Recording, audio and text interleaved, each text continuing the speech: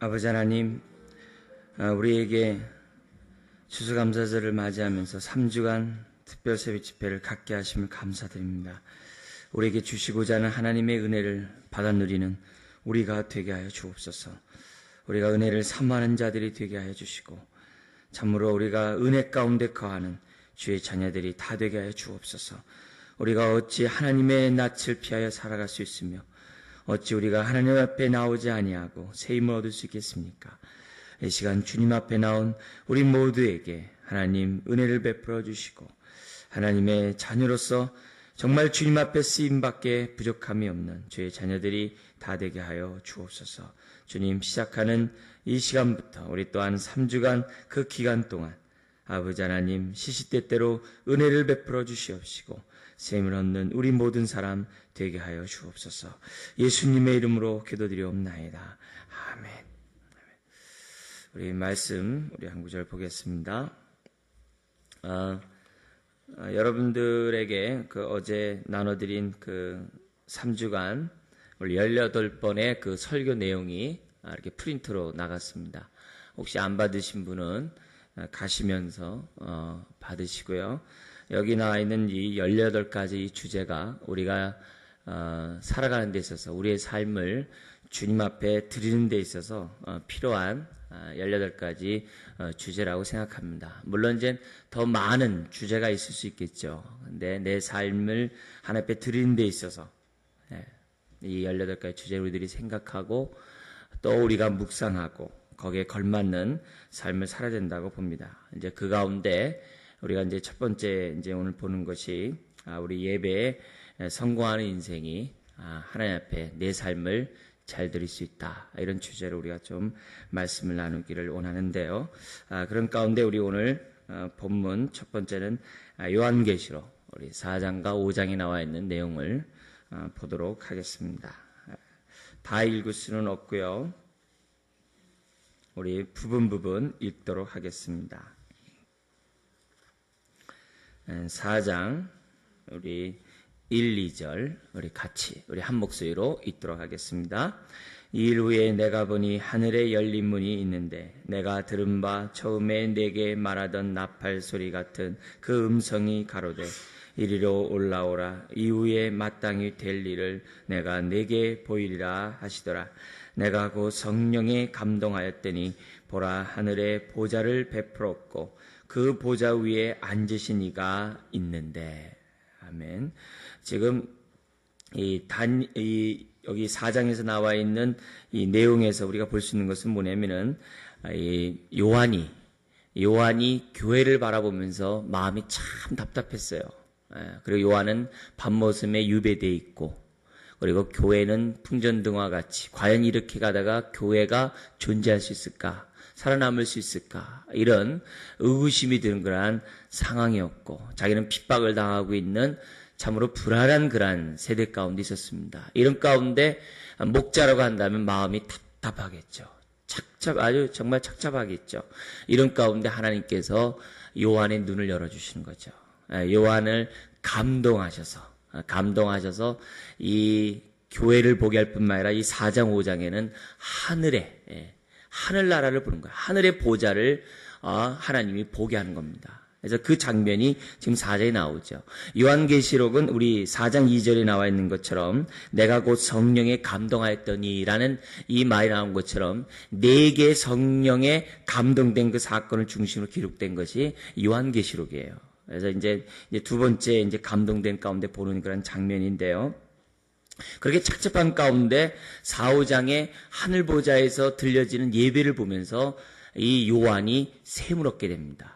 소망이 있구나. 그리고 이 교회는 정말 끝까지 세세무궁토록 하나님의 영광 가운데 이 교회는 유지될 수 있고 큰 힘을 발할 수 있겠구나. 왜냐하면은 바로 하나님이 살아계시기 때문이다. 이런 위로를 받는 그런 장면입니다. 그래서 우리가 예배를 드리는 그런 장면이지만 이 예배 광경을 보면서 요한은 큰 위로와 샘을 얻는 그런 장면입니다. 자, 예배의 장면을 잠깐 좀 보면요. 우리 4장 우리 10절과 11절입니다. 이 4장에서는 특별히 성부 하나님께 예배를 드리는 장면입니다. 우리 10절과 11절 같이 읽도록 하겠습니다. 24 장로들이 보좌에 앉으신 이 앞에 엎드려 세세토록 사시는 이에게 경배하고 자기의 면류관을 보좌 앞에 던지며 가로되 우리 주 하나님이여 영광과 존귀와 능력을 받으신 것이 합당하오니 주께서 만물을 지으신지라 만물이 주의 뜻대로 있었고 또 지으심을 받았나이다. 여기 보면 이 말 하나하나 그 자체가 24장로가 보좌에 앉으신 그 성부 하나님 앞에 예배를 드리는데 말 하나 그 자체가 얼마나 이 의미심장한 말인지 몰라요. 그 말 하나하나가 요한에게 굉장히 세임을 줍니다. 세임을 불어주는 거예요. 세세토록 사시는 이에게 경배하고 세세토록 사신다는 그 자체가 그 말 자체가 어떻게 됩니까? 비록 교회가 외형적으로 볼 때는 정말 사라져가는 것 같고 외형적으로 볼 때는 초락이 짝이 없고 그냥 어둠의 영이 막 득세하는 것 같고 막 그런 것 같은데 하나님 앞에 예배를 드리는 그 장면을 보면 세세토록 사시는 이에게 경배하고 자기의 면류관을 보좌 앞에 던지며 가로되 우리 주 하나님이여 우리 주 하나님이여 하나님이 안 계시는 것 같아요. 하나님이 얼굴을 가리신 것 같아요. 하나님이 역사하지 않는 것 같아요. 하나님이 정말 주무시는 것 같아요. 근데 그런 상황 속에서 우리 주 하나님이여 영광과 존귀와 능력을 받으시는 것이 합당하오니 밑에서는 지금 어두운데 위에서는 뭐냐면 합당하다고 그래요. 이게 얼마나 다른 얘기입니까? 밑에서는 정말 소망이 없는 것 같아요. 근데 위에서는 지금 하늘 위에서는 뭐냐면 합당하다는 거예요. 그런 말 하나 자체가 이 사도 요한에게 얼마나 셈을 주고 얼마나 산소망과 얼마나 힘을 주겠습니까? 주께서 만물을 지으신지라 만물이 주의 뜻대로 있었고 또 지으심을 받았나이다 하더이다. 그래서 성부 하나님 앞에 올려드리는 그 예배를 사도 요한이 보는 겁니다. 그뿐만 아니라 이제 5장에 보면은 성부 하나님께 예배 드리는 것이 아니라 성자 하나님께 예배를 드리는데 그 성자 하나님이 뭐냐면은 어린 양. 어린 양이신 일찍 죽임을 당하신 그 어린 양. 그분께 예배를 드리는 장면이 5장입니다. 근데 5장의 가운데 이제 나오는 내용들을 우리 이 시간 다 설명할 수 없고요. 우리 어린 양에게 들려지는 그 예배를 잠깐 보죠. 우리 11절에서부터 14절입니다.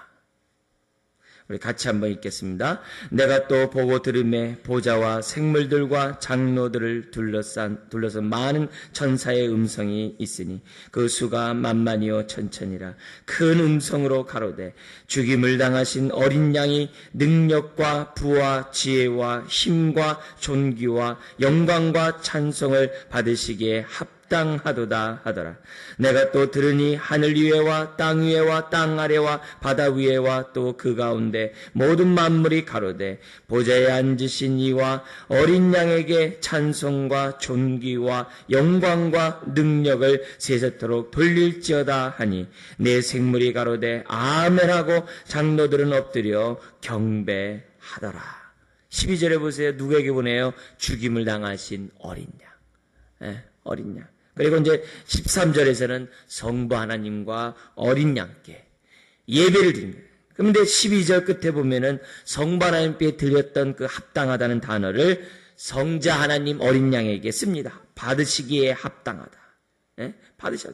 그러니까 예수 그리스도가 이 땅에 오셔서 어린 양으로서 인류의 죄 문제를 담당했던 그 모든 것들 그런 것들이 다 뭐예요? 합당하다.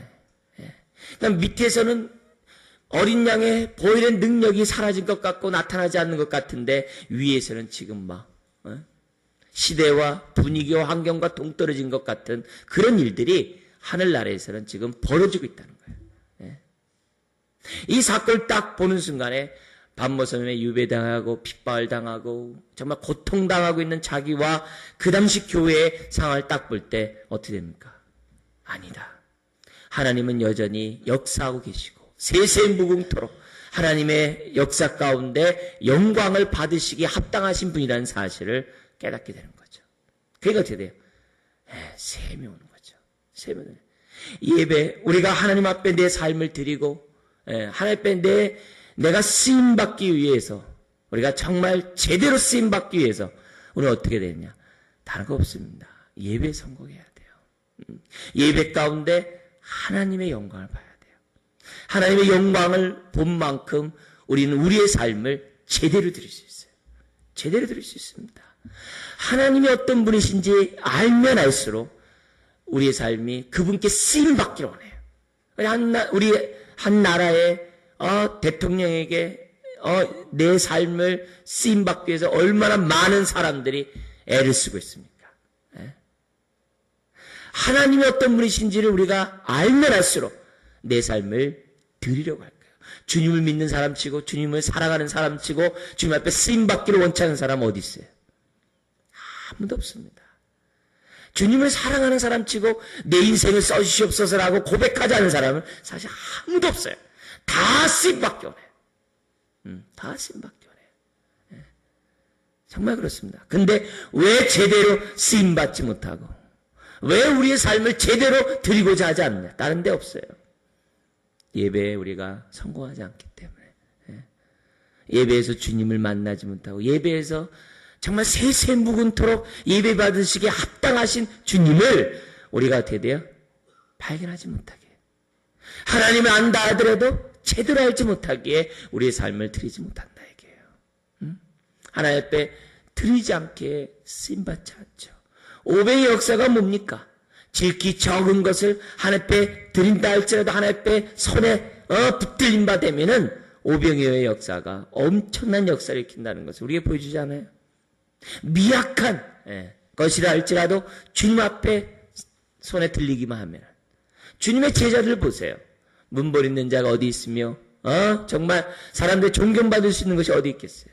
그러나 주님 앞에 붙들린 바 되니까 그 인생이 쓰인 거예요. 아무리 이 세상에서 능력 있고 자기 나름대로 나는 쓰기 합당하다라고 아무리 자기가 외친다 하더라도 하나님 앞에 붙들린 바 되지 않으면 아무 소용이 없어요.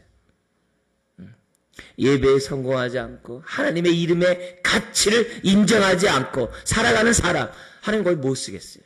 써봤자 어떻게 돼요? 자기 의의를 나타내고 자기 이름을 나타내고, 써봤자 어떻게 돼요?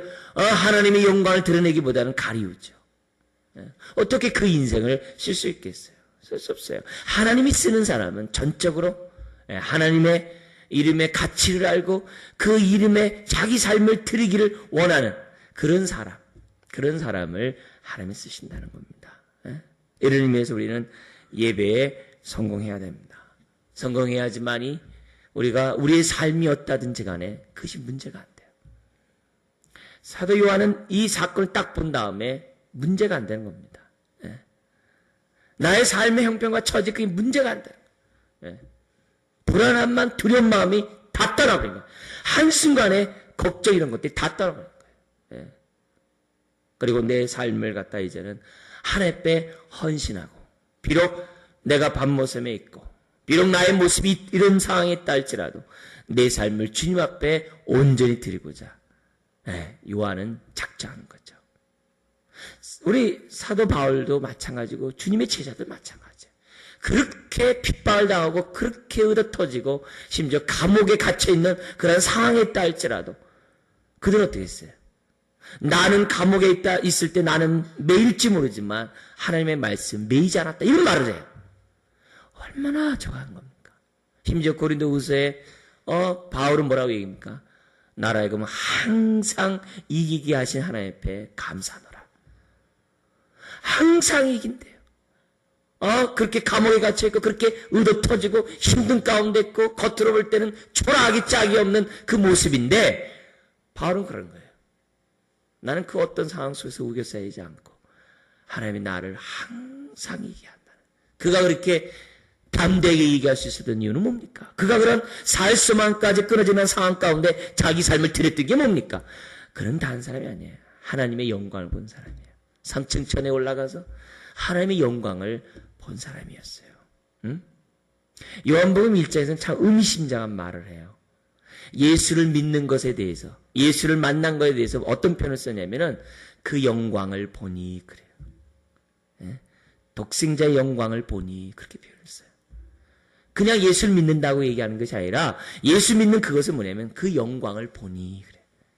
예수 믿는 게 뭡니까? 영광을 보는 거예요. 그 영광을 볼수록 우리의 삶이 어떻게 돼요? 주님 앞에 올바로 드려지고자 애쓰고 또 올바로 쓰임을 받을 수 있다는 겁니다. 사랑하는 성도 여러분, 저와 여러분들 가운데 정말 주님 나를 사용해 주십시오. 정말 이런 마음을 갖고 있는 사람 누가 있겠어요? 정말 내가 주님을 위해 내 삶을 드린 것이 어떨 때는 무가치한 것 보이고 무의미한 것 같고 이래가지고 뭔 일이 벌어지는가 회의스러운 일이 사실 벌어지는 것들이 현실입니다. 또 사실입니다. 우리 눈에 볼 때 그렇습니다. 그래서 우선순위에 밀리고 그래서 내가 나태하기도 하고 게으르기도 하고 이런 일에 대해서 내가 등한히 하기도 하고 그게 사실입니다. 현실입니다. 그러나 그럴 때일수록 우리 마음이 생각해야 될 것은 다른 것이 아니에요. 우리의 눈을 열어주소서. 그겁니다. 예배를 회복하고 예배 가운데 하나님을 만나고 예배 가운데 우리가 어떻게 돼요? 살아가는 것이 굉장히 중요해요. 핸드폰 있잖아요. 충전될 동안 우리가 쓰잖아요. 예? 그러니까 계속 이 핸드폰을 계속 쓰면 어떻게 됩니까? 금방 충전이 떨어집니다. 그 핸드폰은 충전해야지만 계속 쓸 수 있어요. 근데 끊임없이 충전하지 않고도 쓸 수 있으면 얼마나 좋겠어요. 예배가 뭐예요? 주님 앞에 이렇게 전기 코드를 갖다 꽂는 것과 똑같아요. 네? 무한정 핸드폰을 쓰는 것과 똑같아요. 주님의 일을 하면서 왜 우리가 지칩니까? 주님의 일을 하면서 왜 포기합니까? 주님의 일을 하면서 왜 게으릅니까? 주님의 일을 하면서 어떻게 돼요? 나 안 하고 싶습니다. 왜 그렇게 합니까? 네. 또 더 나아가서는 주님 앞에 내 삶을 드리는 그 가치에 대해서 왜 내가 깨닫지 못합니까? 내 삶을 주님 앞에 드리는 것이 그렇게 소중하건만 그 일에 대해서 내가 왜 이렇게 소중히 여기지 않습니까? 에? 다른 거 아닙니다. 내가 어떻게 돼요? 예배 가운데 하나님의 은혜를 받지 않기 때문이라는 겁니다. 에? 그런 의미에서 하나님 내 삶을 주 앞에 드리기 원합니다. 그렇게 고백과 함께 주님 나로 하여금 예배의 영광을 회복하게 하시고 예배를 통해 주님을 만나는 하나님의 자녀 되게 해주소서. 우리 교회가 예배에 성공하는 교회가 되게 하고 예배를 드릴 때마다 때를 따라 돕는 은혜를 얻게 하고 보좌 앞에 나오는 사람들이 하나님의 예배 가운데 회복되고 샘을 얻을 수 있도록 하나님 도와주십시오. 여러분 제대로 회복되고요. 제대로 힘을 얻으면요. 내 삶을 주님 앞에 다 드리게 돼 있어요. 그건 어쩔 수 없어요. 은혜를 받은 만큼 사람은 어떻게 돼요? 살게 돼 있거든요. 내 삶을 드리게 돼 있거든요. 예배에서 하나님을 만났는데 어찌 내가 가만히 있었어요? 그렇지 않아요? 이사야 선지자가 날마다 하나님의 성전에 나와서 예배를 드렸어요. 예배를 드리는데 하나님이 딱 나타난 거예요. 깜짝 놀라는 거죠. 예. 누가 나를 위하여 갈고 이 어두운 그 당시 이스라엘 땅을 바라보면서 누가 나를 위하여 갈고 그 은혜를 맛보고 하나님의 영광을 본 이사야가 하는 얘기가 뭡니까? 주님 내가 여기 있나이다. 나를 보내주소서. 나는 입술이 부정한 자입니다. 두려워서 막 떨죠. 그러나 하나님의 은혜를 딱 보면 어떻게 돼요? 세상을 향해 갈 수밖에 없는 겁니다. 내 삶을 드릴 수밖에 없는 거예요. 나태하고 게으르고 내 삶을 드리는 그 가치를 모르는 것은 예배에서 주님을 만나지 못했기 때문이죠. 그래서 예배를 드릴수록 위로와 세임을 받아요. 근데 성경에 보면요. 이 예배를 드릴 세임을 얻고 이 위로를 얻는 이것이 은혜 보좌 앞에 나갈 때만 있는 것이 아니라는 거예요. 성경은 뭘? 그렇게 얘기하는 게 아니라 보좌 앞에 나갈 때만 있는 것이 아니라 우리가 살고 있는 이 삶의 현장에서 무엇을 하든지 죽게 하고 무엇을 하든지 예수의 이름으로 하고 무엇을 하든지 정말 삶 속에서 삶의 예배를 드리면서 한다면 그 삶도 어떻다는 거예요? 삶 가운데 위로를 받고 세임을 얻고 기쁨을 얻고 그 가운데 어떻게 돼요? 능력을 얻는다는 거예요. 오히려 내가 내 삶을 드림으로 세임을 얻는다는 거예요. 은혜의 보좌 앞에 나와서만이 세임을 얻는 것이 아니라 위로를 받는 것이 아니라 기쁨을 얻는 것이 아니라 나의 삶의 현장 속에서 위로와 기쁨을 얻는다는 거예요. 그래서 로마서 12장 1절에 뭐라 그래요? 우리 몸을 어떻게 돼요? 거룩한 산제사로 드리라 그래요. 이것이 너희들을 영적 예배라 그래요. 우리의 몸을 드리는 거예요. 우리의 몸, 산제. 그러면서 로마서 12장서부터 계속되어지는 메시지가 뭡니까? 삶의 예배가 뭐냐? 하면서 그 샘플이 나오는 거예요. 삶의 예배 어떻게 드리냐? 그래서 12장 3절 이하에서부터 나오는 게 뭐예요? 교회 안에서 나의 삶의 영역에서 받은 바 은사대로 살아라. 받은 바 은사대로 살아. 원수가 너를 핍박하던 그를 축복하라. 그리고 국가의 관계에서 국가의 어떤 세금이나 이런 것들을 제대로 내라. 그 질서를 존중 여겨라. 이런 얘기들을 하는 거예요. 그리고 교회 안에서 서로 편론하거나 서로 비판하지 말고 서로 교회 안에서 연약한 자의 약점을 감당하면서 살아가라. 주께서 자기를 기쁘게 하지 않았던 것처럼 너희들도 너희 자신을 기쁘게 하지 말고 지체 유익과 덕을 세워라. 이런 얘기를 하고 있는 거예요. 그러니까 지금 로마서 12장 1절 이하에 나와 있는 그 얘기에 우리의 몸을 하나님이 기뻐하는 것과 산제를 드리는 그것은 삶의 현장에서 드리라는 거예요. 그러니까 삶의 현장에서 그런 삶을 사는 그 자체가 우리에게 어떻게 돼요? 내가 은사 가운데 하나님을 섬기면 섬길수록 어떻게 된 겁니까? 더 섬기고 싶고 헌신하면 헌신할수록 더 헌신하고 싶고 연약한 자의 약점을 담당하면 더 하고 싶고 남을 갖다가 위로하면 더 위로하고 싶고 그런 일들이 생겨난다. 근데 만약에 나의 삶의 현장에서 더 헌신하고 싶고 더 사랑하고 싶고 더 섬기고 싶고 더 남을 세우고 싶고 그런 것들이 만약에 없다고 한다면 어떻게 돼요? 주의 이름을 하지 않았다는 거예요. 죽게 하듯 하지 않았다는 거예요. 삶의 예배에 실패했다는 거예요. 삶의 예배에 실패하기 때문에 어떻게 돼요? 안 한다 이게요. 예배의 본질 속에 느끼는 그 은혜가 없다는 거예요. 그러므로 오늘 나의 삶의 모습을 보면서 우리는 봐야 돼요. 예배에 성공해야 된다. 삶의 현장에서 나와 함께 하시는 주님을 보는 거예요. 내가 하나님 앞에 나올 때마다 내 눈을 열어서 하나님의 영광을 보는 거예요. 영광을 볼 때 내 삶이 어떠든지 간에 정말 연약한 무릎을 일으켜 세우고 우린 비록 정말 비틀비틀거리며 걸어갈 수밖에 없는 상황이라 할지라도 사도 바울처럼 항상 이기게 하신 하나님 앞에 감사함으로 하는 그런 고백 가운데 살아갈 수 있다는 겁니다. 여러분 하나님 앞에 내 삶을 드리기를 원하시는 여러분 우리 모두 보좌 앞에서 또 우리 삶의 현장에서 예배에 성공하는 우리가 되기를 주의 이름으로 축원드립니다. 기도하겠습니다. 아버지 하나님 참으로 주를 믿고 사랑하는 사람치고 쓰임받기를 사모하지 않는 사람이 없는 것을 보게 됩니다. 마음을 다하고 뜻을 다하고 우리의 생명을 다하여 주님 앞에 쓰임받기를 원하지만은 제대로 되지 않을 때가 많이 있는 것을 보게 됩니다.